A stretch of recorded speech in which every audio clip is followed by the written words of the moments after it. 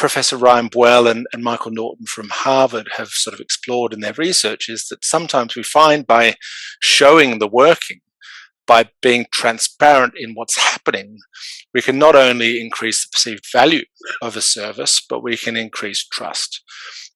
So in their study, they explore kayak.com. So if we think about Google that spits out an answer in 0.02 of a second, whether it's sort of travel advice through to what is the weather today, actually they found that by slowing this process down and showing how the algorithm is working, saying we're now searching flights on the eastern seaboard, we're now looking at this in economy rates, so just helping us to see what the algorithm is doing to work for you, and we value it more, and we trust it more. And this transparency can work in something like an ATM, where it looks at you sort of counting all the money before it spits it out, just so it's like, okay, well, I trust that it's got the right money because I've sort of seen it thinking rather than just spitting it out, all the way through to what I think are sort of more novel but more intuitive transparent solutions.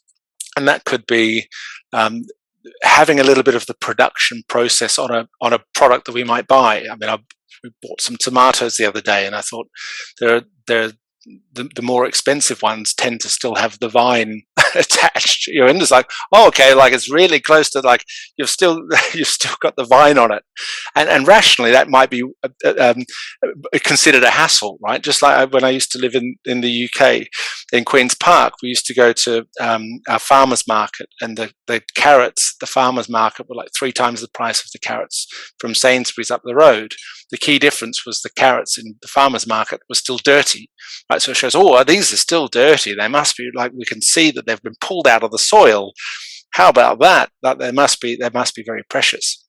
So by having a bit of a signal of the process that's gone behind it, we can again increase perceived value and trust in its freshness or its quality.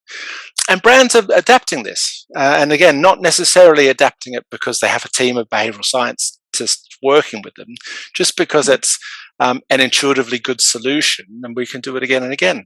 Monteith's, the brand of apple cider in New Zealand, wanted to increase perceptions of trust of their claim of freshly crushed apples and pears. So to help to do this, just like the tomatoes that are still on the vine when you pick them up from your local Sainsbury's or Tesco's, they put a twig from the orchard in every box of cider, just to have a little sort of cue of the production process, be a bit more transparent in how they actually create their cider by putting a twig in the box.